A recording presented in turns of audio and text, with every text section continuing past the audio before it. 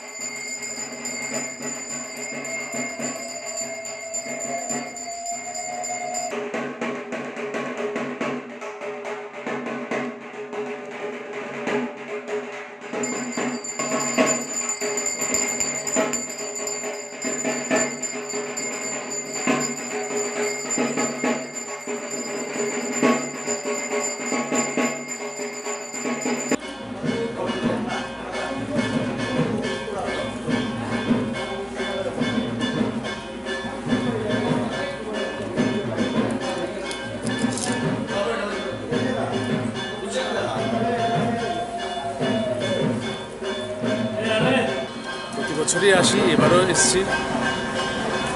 ঠাকুরবাড়িতে এসেছি তো ভালো তো লাগেই তবে যে ভিড়টা আগে ছিল সেটা নেই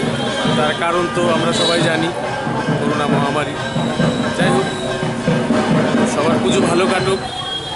সবাই ভালো থাকবেন সাবধানে থাকবেন পুজো এনজয় করবেন সবাইকে শুভ সপ্তমীর অনেক অনেক শুভেচ্ছা কেমন লাগছে আজকে ভীষণ ভালো লাগছে বলার নেই মায়ের বাড়িতে আসতে তো সবারই ভালো লাগে আমারও ভালো লাগছে গণবসতি কেমন দেখবেন করোনার জন্য গণবসতি বা লোকসংখ্যা কেমন হ্যাঁ জনসমাগম তো কম হ্যাঁ তবে আমার মনে হচ্ছে কালকে রাত্রে যে ব্যাপারটা দেখলাম বেশ ভালো ভিড় ছিল মানুষের মধ্যে যে একটা ভয়ভীতি ছিল সেটা অনেকটাই কম দেখা গেছে সবাই আনন্দে মাতোয়ারা হয়ে ঘুরেছে পুজোর প্যান্ডেলে তো আজকে দুর্গাবাড়িতে ভিড়টা একটু কম হয়তো আজকে সপ্তমী বলে অষ্টমী পুজোর দিন হয়তো আশা করা যায় আরও অনেক ঈদ পুজো হলো সম্পন্ন হচ্ছে এখন হোম হচ্ছে